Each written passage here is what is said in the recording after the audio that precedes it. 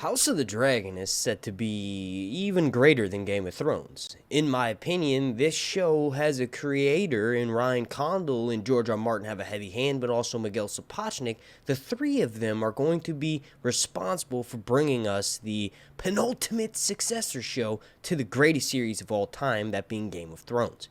In this video, I want to discuss every single aspect of the first season in great detail.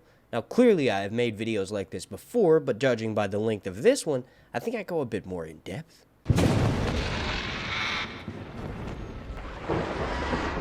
Now, before we get started, please slap a like on this video, as the like goal is going to be 420, but also make sure to subscribe and turn on your notifications, so that way you'll get an alert every single time I drop a video throughout this wait for House of the Dragon Season 1, or as I call it, the long night. Now, like Game of Thrones, this show will in fact have a bunch of characters. There will likely be at least 20 to 30 main characters in the first season alone. But not all of those characters are going to get most of the screen time. I've narrowed it down to 6 characters who I think will get some of the most screen time and some of the most awesome scenes in Season 1. The first one being, of course, Princess Rhaenyra. Now, for those of you who are unaware, Princess Rhaenyra was cheered and known as the Realm's Delight. When she was young, she was later called the Half-Year Queen. She was the firstborn child of King Viserys I and his only living child from Queen Aemma of House Tyrant, who was of Targaryen descent. And at the age of 8 years old, she was made her father's new heir. She grew up pretty much expecting to become his next in line for the Iron Throne, and if something were to happen to King Viserys I, well, then his daughter Rhaenyra was there to take the crown. Now, Rhaenyra was a dragon rider, and she rode the dragon known as Syrax. And Syrax is actually described as being a she-dragon, and she was only ridden by one person, that being Rhaenyra Targaryen. Now, Syrax is said to have yellow scales, but she was also huge and formidable. Not quite as fearsome or experienced in battle as Caraxes, but she was mostly kept in chains and she was exceedingly well fed.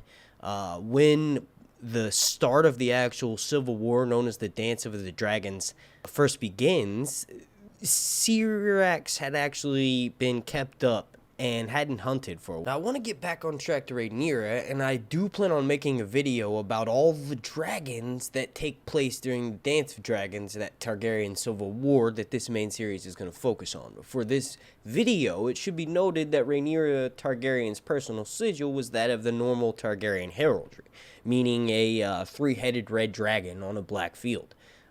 It was also quartered with the moon and the falcon sigil of House Aaron and the silver seahorse on the sea green of House Velaryon.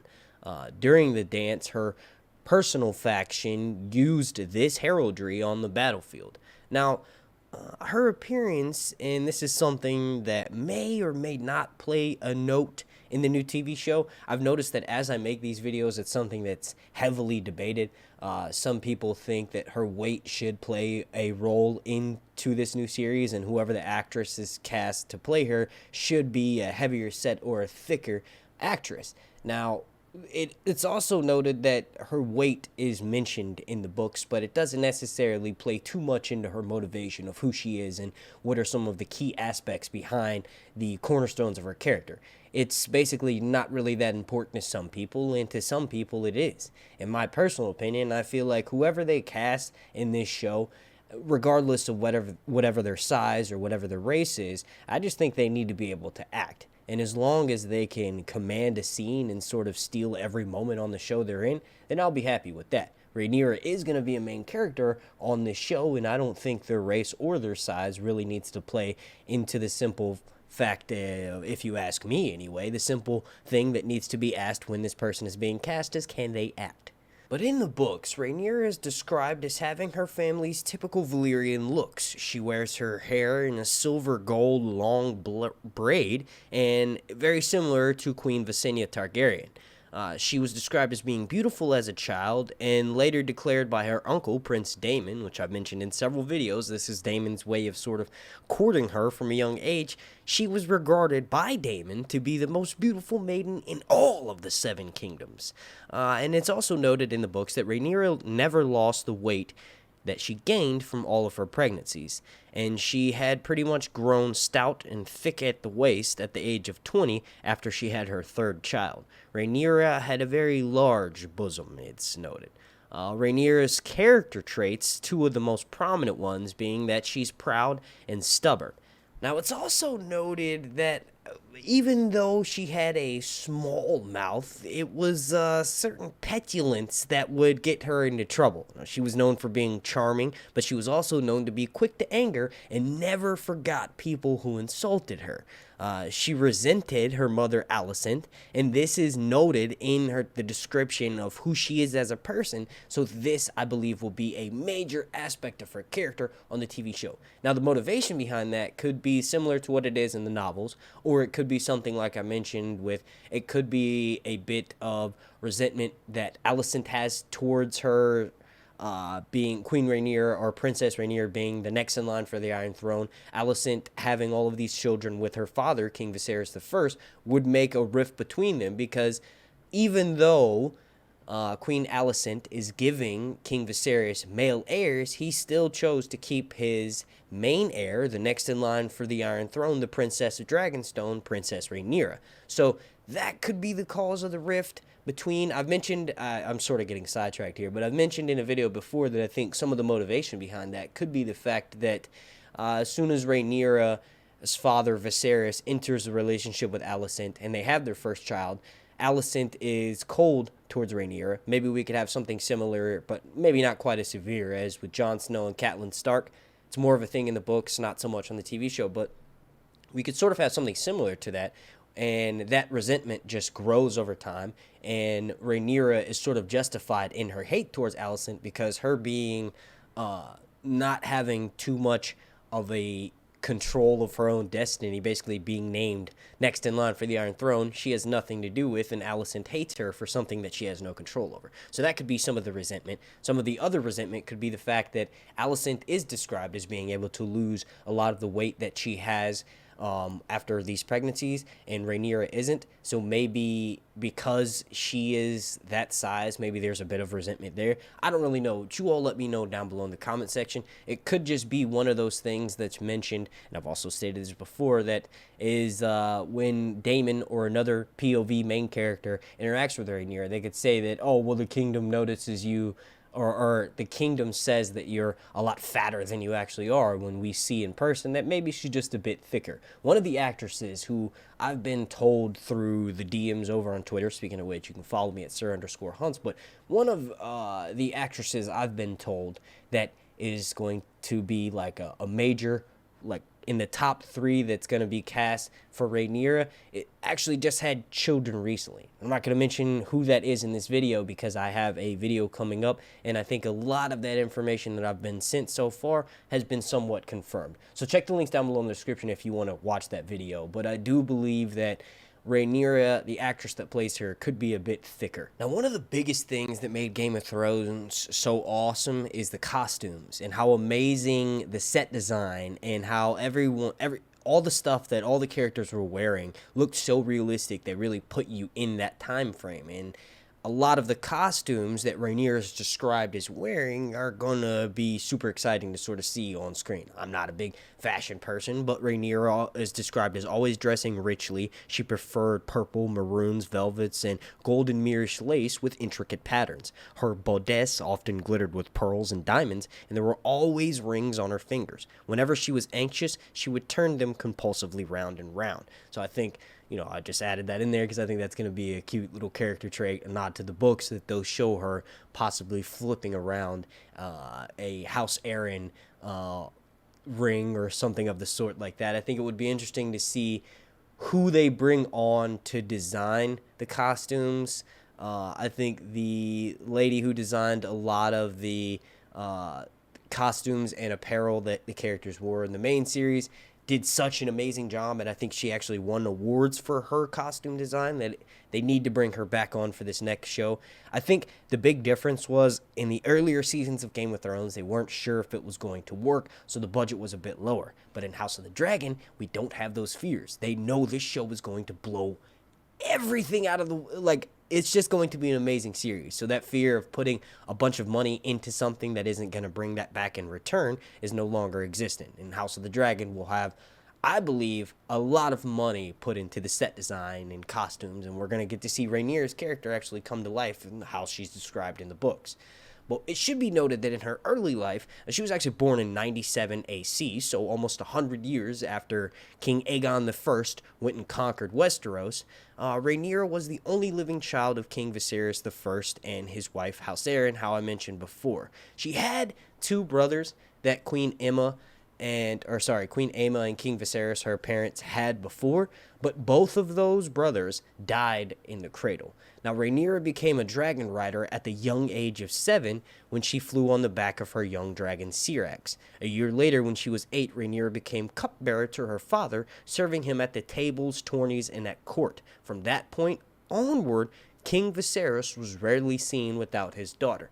Now, that's really important to remember going into this series, because not only was Rhaenyra sort of pushed into this next in line for Dragonstone, Princess of Dragonstone role, but she was also raised her entire life, very similar to Cersei, to take over. So before we move forward, there's two key things to note about Rhaenyra's character.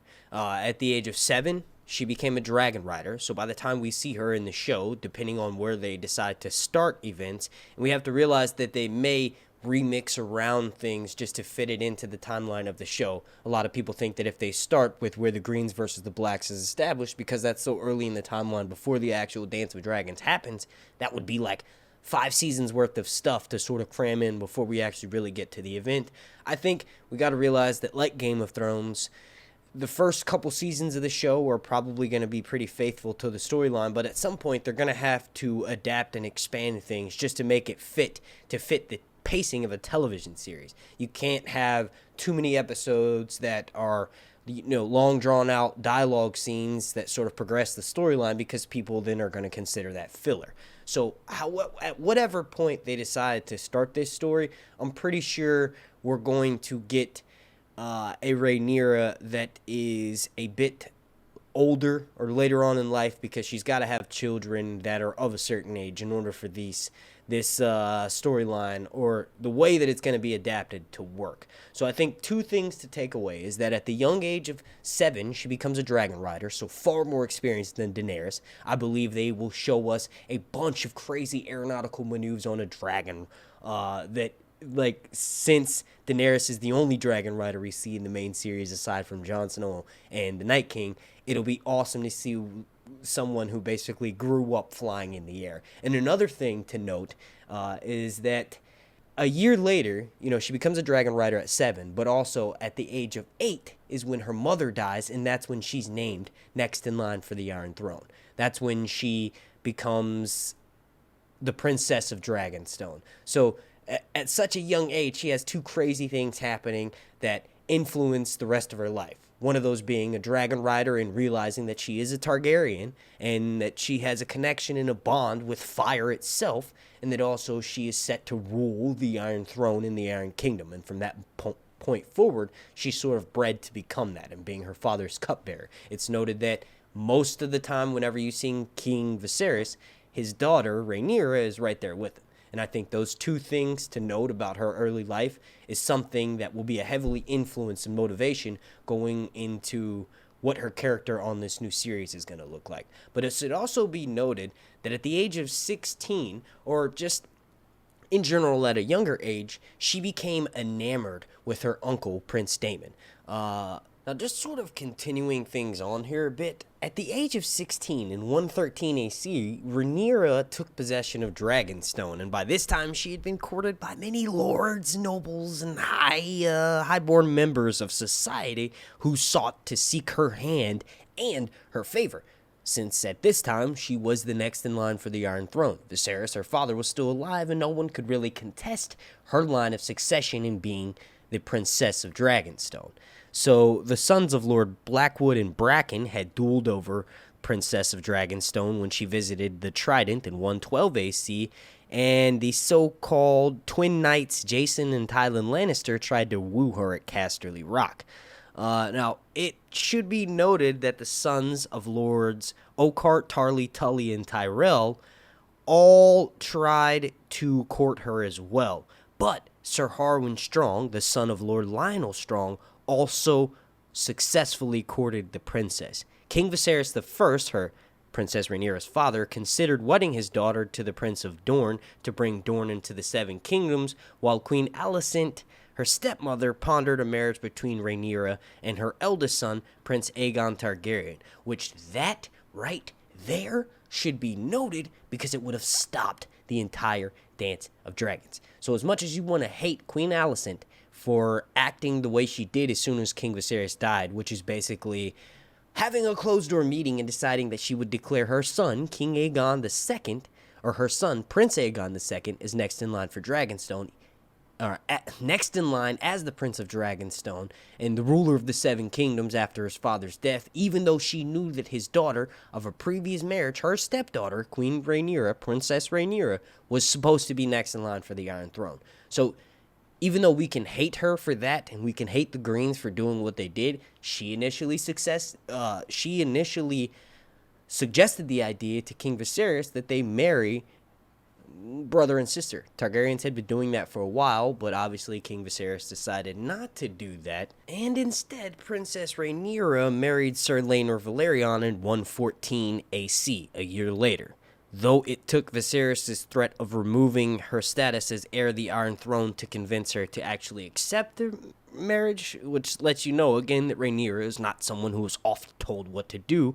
Rhaenyra did not feel the need to marry a man with the interests like Laenor's. The princess was reported to have stated that my half-brothers would have to be more his taste, basically stating that Laenor preferred the company of boys, which is why she didn't want to take this marriage in the first place. The siblings that she ended up having, she had 3 sons with Laenor, that being Prince Jaehaerys, Prince Lucerys, and Prince Joffrey, though they're better known as their nicknames as Jace, Luke, and Joff. All were near adulthood and had dragons of their own when Rhaenyra's father, King Viserys I, died, which is basically the start of the Dance of Dragons. It was rumored that those sons of Rhaenyra's were actually fathered by her lover, Lord Harwin Strong. He was also known as Breakbones, and all 3 of them had been born with brown hair, which is pretty sketchy because it's noted that Laenor and Rhaenyra, Laenor's Velaryon, House Velaryon, which is a vassal of House Targaryen, and his mother is actually Princess Rhaenys, who is a character in this new series and a character that I will be talking about in this video. But both Rhaenyra and her husband Laenor have this silver gold beautiful Targaryen hair, but their kids, Jace, Luke, and Joff, all have brown hair, that of House Strong. You got to remember, I just mentioned this, that Rhaenyra didn't want to marry Laenor because he preferred the company of boys. She actually stated that he would prefer the company of her brothers. So if that's the case, then almost every single one of Rhaenyra's children are bastards. And they didn't really have that strong of a claim to the Iron Throne other than the fact that they are sons, and their mother has the true claim to the Iron Throne. So that should be something interesting that happens and takes place in this series, because we also have an event happening between Queen Alicent's children and Queen Rhaenyra's children, one of which leaves Aemon with his famous nickname, One Eye. Now, the next main character that I want to focus on, and she's someone that I've already mentioned at multiple points during this video, that is Queen Alicent Hightower. Now, she was a member of House Hightower and the second wife to King Viserys I Targaryen, or Queen Rhaenyra's mother, or Queen Rhaenyra's stepmother, rather. She was the daughter of Sir Otto Hightower, who was the hand of the king to King Jaehaerys I, King Viserys I, and later his grandson, King Aegon II. She was the mother of King Aegon II, Queen Helena, who was Aegon's sister wife, King Aegon II's sister wife, Prince Aemon One Eye, and Prince Daemon. Now, she was described as being precocious at 15, and clever and lovely at the age of 18, and having given birth 4 times, she remained just as slender and as graceful as before her first pregnancy. Now, that's something to admit, that's sort of a cornerstone of her character in the books, and that's something to be debated down in the comments. Is that going to be the motivation behind her character, is that she's just so gorgeous and so pretty, and basically does not have the same afflictions of her body that Rhaenyra does, that will sort of make that jealousy and that hate more of a thing. I don't think she's going to be like, oh, I'm skinny, I'm going to throw it in your face. I think it's more going to be like, well, if you had done something properly, or like, I think she will sort of use it as maybe a bit of motivation over Rhaenyra's head, as to like, I guess, sort of torment her a little bit. I mean, we just assume, we hear like this queen that's young, slender, manipulative, backstabbing. She's the leader of the Greens, the leader of the opposing party to the rightful heir. But we all have to remember that a dragon is still a dragon, whether it's green or black. So her children are Targaryen. They're from the king who was in power at the time, or the Targaryen who was in power at the time. So technically she does have, I guess, a bit of a claim that way. But I think since we hear about her being so manipulative, and we have Cersei to compare her to, as far as TV-wise, we have her being the most like Cersei. We think she's going to be manipulative, so it leads me down that track of thinking maybe she's going to use her slender body as some way against Rhaenyra, and that'll be some of that character build and some of that hate we see between them. I don't know if that's going to be the case. Like the real world, nothing is truly good or truly evil. Everything's kind of gray, and no matter which sort of standpoint you're coming from, the issues at hand are always going to be different when you have a different perspective. So the grass is always greener on the other side, or everything always looks different from the other side. Try to put yourself in the other person's shoes. These are all themes that is heavy into this Game of Thrones show. So you may see a character as evil at first, but then you get to see them humanized as the episodes and as the seasons progress. So Cersei started out as someone we truly hate. Then she turned into someone we fucking hate. Then she ended up turning into someone we could sort of sympathize with, because she is a human and she was forced or born in the life that she was, and she made the choices because of how she was raised. She's a product of her environment. It will be interesting to see if Alicent shares those similar characteristics and those character traits. But it should also be noted that when she arrived at the court of King Jaehaerys I, who is the old king, the greatest Targaryen king to ever rule the Seven Kingdoms, she was 15 years old when her father, Sir Otto Hightower, was named the Hand of the King. Now remember, her father, Sir Otto, served for 3 different kings. Alicent became the constant companion of the old king, whose health was failing. The old king is referring to, of course, Jaehaerys. She would go and get his meals, she would wash him, she would bathe him, she would help dress him, she would even read to him. In the end, sometimes King Jaehaerys would mistake her for his daughter Rhaenyra Targaryen. Now, what's interesting, and this will probably be another aspect of her character and how she sort of got in with House Targaryen, is while she was taking care of King Jaehaerys in his last few days, he referred to her often as Rhaenyra. Now, remember, he was really old and was probably starting to hallucinate and maybe had onset dementia, but this Rhaenyra Targaryen that he's referring to is the daughter that ran away. She went and conquered Volantis, and when the Great Council of 101 AC was being held, she actually sent 3 of her bastard sons to go and lay claim to the Iron Throne. She didn't go herself because she had a kingdom in Volantis. Now, the fact that King Jaehaerys was so close with Alicent is probably, and is in fact, the reason why Alicent was chosen as King Viserys' next wife when Aemma died and didn't successfully produce him any male heirs that actually lived and grew past a few days old. So part of the reasoning why some of the Seven Kingdoms are so quick to join the Green side is because Alicent has a history with the greatest Targaryen king of all time, King Jaehaerys. If she had not spent so much time with him in his last days, then she possibly, or more likely, wouldn't have had such a stronghold on the city, and maybe even wouldn't have had so many people who would rally around the Greens opposed to the Blacks or Queen Rhaenyra, the rightful heir to the Iron Throne. Now, judging by how much time I've spent on the 2 main characters, Queen Alicent and Queen Rhaenyra, eventually Queen Rhaenyra, I want to spend time talking about Daemon, and then I'll quickly mention Otto Hightower, Corlys Velaryon, and Rhaenys Targaryen. Now, Prince Daemon, I'm sure all of you are aware if you've been watching my videos up to this point on House of the Dragon, is going to be the main character one of the main characters in this show, if not everybody's favorite.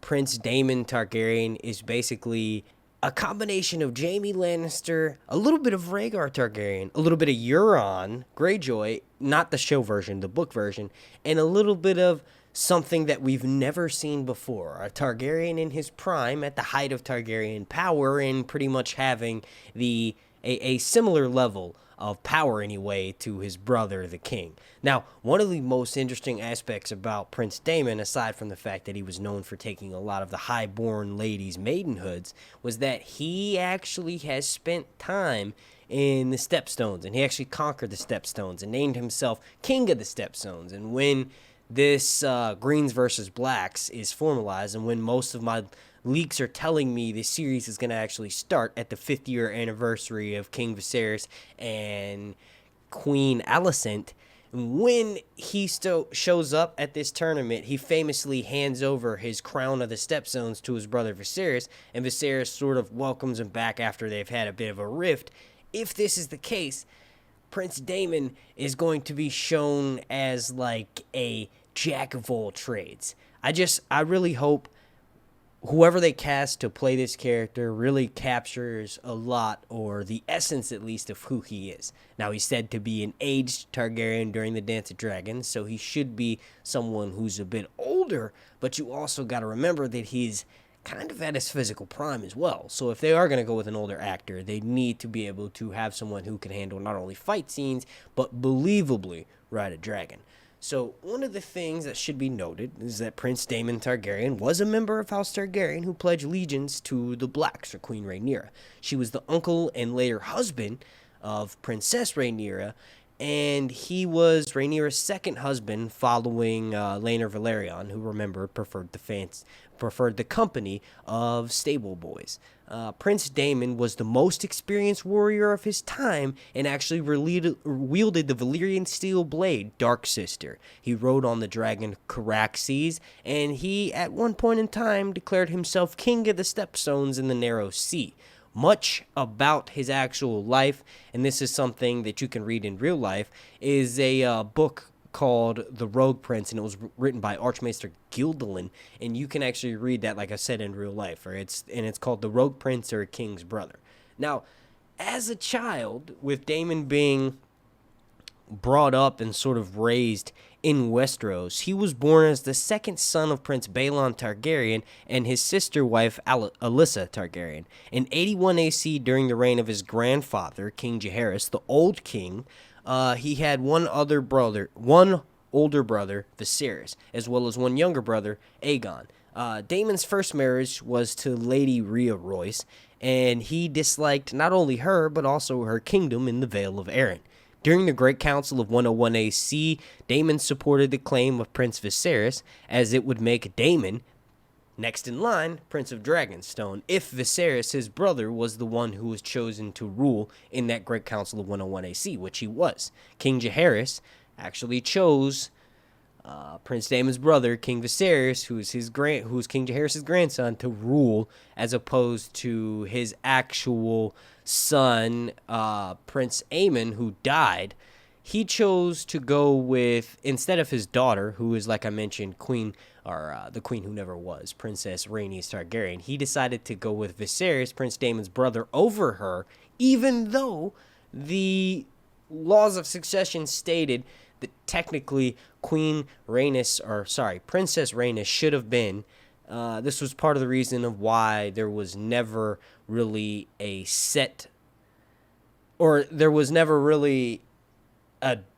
permanent ruling that Queen Rhaenyra would be next in line for the Iron Throne, is this Great Council in 101 AC, because during this time is when King Jaehaerys sort of changed the line of succession, where it was always supposed to go for the male heir over the female heir. He sort of changed that whole primogeniture rule and stated that that was going to be the way that it would go, was a male heir would have any sort of precedence over a female heir. But King Viserys, because he had no children with his first wife, Aemma Arryn, decided to make Rhaenyra his heir. And it was during this time that Prince Daemon backed his brother, because he knew, even that early on in his life, that he wanted the Iron Throne. He wanted to sit the Iron Throne for himself and be king ruler of pretty much everything. And from that early point of him sort of manipulating the scenes and pushing his brother's claim forward, but only because he knew that would make him next in line, it shows you his motivation throughout this entire series.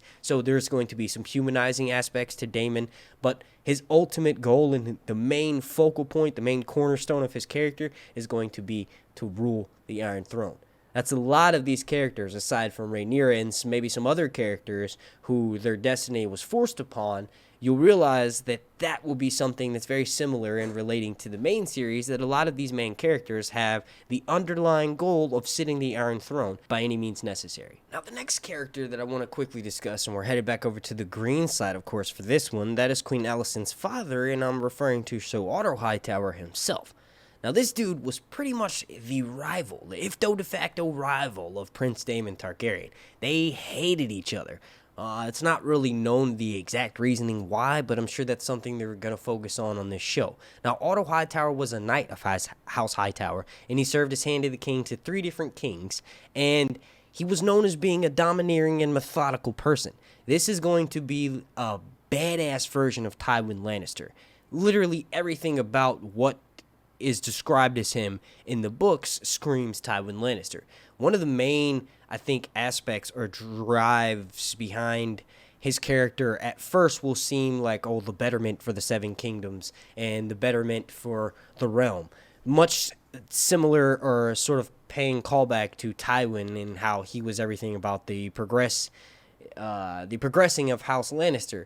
This Otto Hightower, one of his cornerstones is going to be that. When in all actuality, we'll see that a lot of his actions are in pure motivation to get at Prince Daemon, one of his greatest rivals of the Seven Kingdoms. One of the things that's mentioned of why he doesn't like Daemon, I think is because he took the maidenhood of Queen Alicent Hightower. But then you'd, of course, have to believe what Mushroom was saying. One of the main things we need to take away from all of this is that Otto Hightower will play a major role in this series.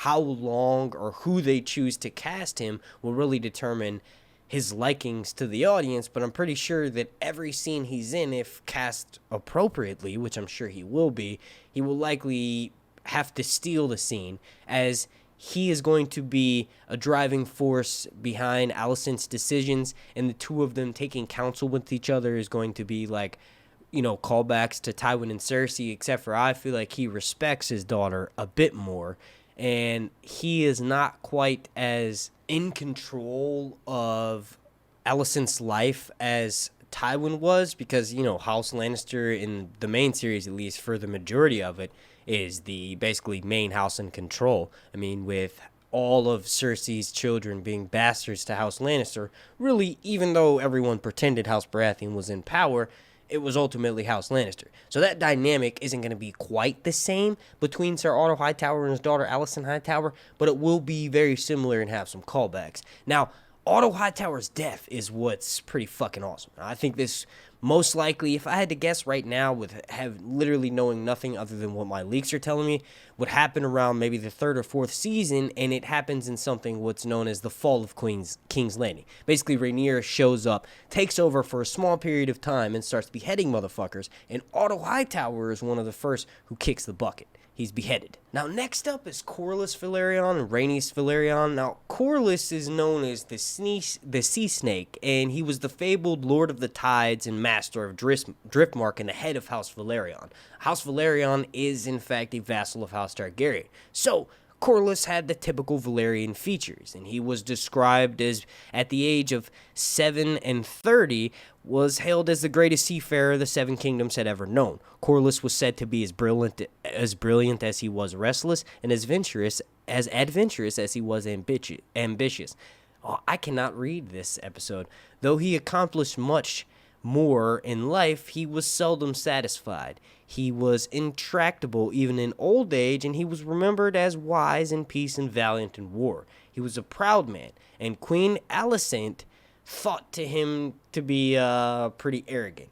Now, one of the interesting things about Corlys Velaryon is that when King Viserys I died in 129 AC, and Aegon II ascended the throne, Corlys traveled to Dragonstone to immediately lend his support for his daughter-in-law. He sat on Rhaenyra's council and was the greatest lord to pledge his strength to her cause. Meaning that when he said, hey, Rhaenyra, I'm going to ride for you, all of his forces were pretty powerful in the Seven Kingdoms. So out of all the people, out of all the bannermen that pledged their fealty to the Blacks, or to the true line of the House Targaryen succession, he was one of the strongest. His fleet of ships and his army were one of the greatest in the Seven Kingdoms. It should be noted that following the death of King Aegon II, Corlys sent envoys to Casterly Rocks, Storm's End, and Old Town, who had been Aegon II's main supporters, to sue for peace. Corlys' wife, Princess Rhaenys Targaryen, known among the small folk as the Queen Who Never Was the daughter of Prince Aemon Targaryen and Lady Jocelyn Baratheon, who Prince Aemon, as I mentioned earlier in this video, had died, and his father, King Jaehaerys, decided to pass over Rhaenys and decide to go with King Viserys, which sort of is the precursor. There's multiple things that started the Dance of the Dragons. This action right there, skipping over Princess Rhaenys, who was the daughter of Prince Aemon, who at the time was the Prince of Dragonstone, is sort of what caused this initial rift. But Rhaenys was a great beauty. She was described as having black hair and pale violet eyes, and by the time she was 55, she had a lean, lined face, and her black hair was streaked with white. She was clever, capable, spirited, proud, fierce, and a fearless woman. She had a fiery temperament, and Rhaenys wore a steel and copper armor which flashed in the sun. Now, it is described when she was born in 74 AC that it was the 7th moon of the year, and as her father being the Prince of Dragonstone, and she being his firstborn child, a lot of people considered her in line for the Iron Throne, which leads me to one of the main aspects or the main cornerstones of her character. She is someone who was, like a few others in this character, passed over for the Iron Throne and pledges her allegiance to the Blacks and Queen Rhaenyra.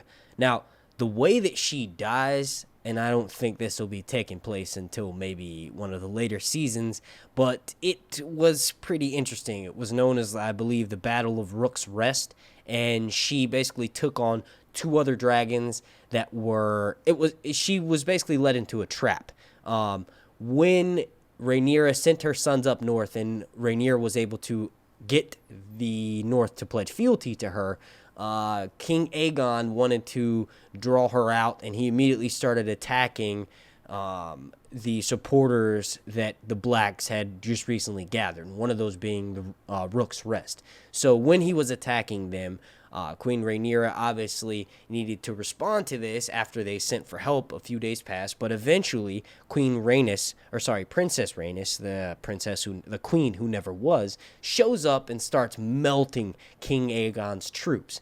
And it all seemed to be going pretty well at first, but eventually 2 more dragons showed up. The Queen Who Never Was held her fucking ground and didn't back down. She fought these 2 other dragons and brutally maimed King Aegon II. Prince Aemon, who at one point was a Prince Regent, survived the battle. She had died like in a pile of ash. She was burned up to a crisp, but it's noted that she held her ground against 2 dragons that were larger than hers, and she was clearly outnumbered. So this is going to be another one of those amazing moments on this series, and it will likely happen. I don't know the timeline. If I had to guess, somewhere maybe during season 3, but her death is going to be pretty spectacular. And from that point forward, it's another major turning point in this story. King Aegon II is maimed, and it's said that his mind is given over to the milk of the poppy. So his campaign sort of suffers from that and doesn't really recover ever from this. So Princess Rhaenys' sacrifice sort of determined and dictated the entire flow of the battle. We all know the Blacks are the ones who were successful, as Rhaenyra's son, Aegon III, who she had with Prince Damon Targaryen, ends up sitting the Iron Throne in the end. Princess Rhaenys' sacrifice was actually worth something and definitely helped them ultimately end the Targaryen Civil War known as the Dance of the Dragons. Now, just to sort of wrap this video up and to bring it back full circle, I think there are 3 major events that will happen in the first season. As we just talked about Rhaenyra, Prince Daemon, Alicent, Otto Hightower, Corlys, and Rhaenys. I think it's important to mention in this video, for it to be a complete guide to the first season of House of the Dragon, 3 major events that are going to take place in that season. Now, I've actually already discussed those through this video. The first one being the coronation of King Aegon II. This is the penultimate moment throughout the Dance of Dragons and will likely happen in the first season. This is what causes the actual Dance of Dragons to start to get set into motion. I guess it's what causes a War of Ravens, because there's another moment that happens later on that actually causes a lot more bloodshed to follow or ensue after that moment. But the first one being the coronation of King Aegon II. That is going to be a major moment in the first season of this series. Another moment will be the coronation of Queen Rhaenyra, which is subsequent to the coronation of King Aegon II. Now, it's noted that King Aegon II didn't exactly want to take the throne, and his mother Alicent sort of forced him to do so. Now, remember, she had initially suggested that Alicent, her son Aegon, marry Rhaenyra to sort of squabble this, but they didn't. And Aegon didn't necessarily want to take the throne and the Iron Crown, and once he did take the Iron Throne and the crown, he quickly became into that role. He kind of becomes sadistic and tormented, especially after his fateful battle with Rhaenys. So what's interesting is that not only will we have 2 of these opposing, the Greens and the Blacks having opposing coronation ceremonies, but I think the major or finale moment of this first season is going to be the battle over Storm's End with Prince Aemon One-Eye and Prince Lucerys. And this is basically known as the dance over Shipwrecker Bay. It's where I sort of briefly mentioned it earlier in this video, but it's basically where Queen Rhaenyra sends her sons to different locations to go and get different houses to pledge fealty. And one of the first places Prince Lucerys goes is to Storm's End to get House Baratheon to pledge their fealty. Well, once he arrives there, Prince Aemon One-Eye is already there, trying to do the exact same thing. Now, House Baratheon said, "I'm not going to bend or listen to your mother," so he obviously hopped back on his dragon, Prince Lucerys, and flew off. Well, once he was flying off, Prince Aemon One-Eye, who had previous issues, remember I told you there's conflict between Queen Rhaenyra's children and Queen Alicent's children, sort of manifests itself, and Prince Aemon viciously and brutally murders the young Prince Lucerys, and this is sort of the kickoff to the war. Aside from Prince Daemon taking some troops from the Blacks to go and ransack Harrenhal, there hadn't really been all too much bloodshed. So I feel like if the first season ends with the dance over Shipwrecker Bay, this would probably be one of the greatest moments in the series, and will likely have full callbacks. It'll be the first time you'll see 2 dragons, at least in this story, battle it out. You'll see one who is way more adept than the other one dominate and destroy another one, and it'll show you how high the stakes are going to be in this show, especially if they humanize both characters. And maybe since everyone's a Targaryen, certain characters are given hateable aspects about their character or hateable dialogue that makes the audience not like them, but then later on the story grows, the character changes, and we end up liking that person. Now, the very last thing I want to discuss is the idea that this whole video was pointless because the main storyline of House of the Dragon is actually going to refer to Aegon's conquest and not the Dance of the Dragons. Well, I'm here to let you know that that is not the case. One of the main reasons being, aside from multiple interviews that I've seen with Ryan Condal and George R. Martin being so in sync, you could tell that Condal worships him, and House of the Dragon has been stated, the Dance of the Dragons has been stated by Martin with Condal present that it has the greatest potential to be a spin-off series. Now, HBO and Game of Thrones has released a video that you've seen clips of that was part of a DVD set for, I believe it was season 5, as an extra, and it tells the Dance of Dragons in a cartoon version and probably cost them a few million to make. Now, around this same time in 2016, this is when House of the Dragon, or Game of Thrones prequel series / spin-offs, were said to first be under works. There was something like 8 of them under the works, and House of the Dragon was one of those. Ryan Condal and George R. Martin gave several interviews around that time, and in one of those interviews in particular, I noticed that they sort of look at each other when asked questions in particular about certain aspects of the Dance of the Dragons. They act as though they don't want to say too much. Well, that, along with the fact that in my opinion, the Dance of the Dragons is the most complete story, the most compelling, the most similar to Game of Thrones without actually being the Game of Thrones. When you take all that into consideration, I believe that this will, in fact, be the storyline. Alright, I want to thank you all so much for watching. If you could please slap a like on this video. The like goal is 420. Make sure you're subscribed and have your notifications turned on so you'll get an alert every single time I drop a video throughout this long wait for House of the Dragon that I refer to known as the Long Night. Super special shout out to every single person watching this video, and a super special thank you to every single member of my Patreon family over on patreon.com. Special shout out to these individuals right here. My name's Mark, and this has been Sir Hunt's Review.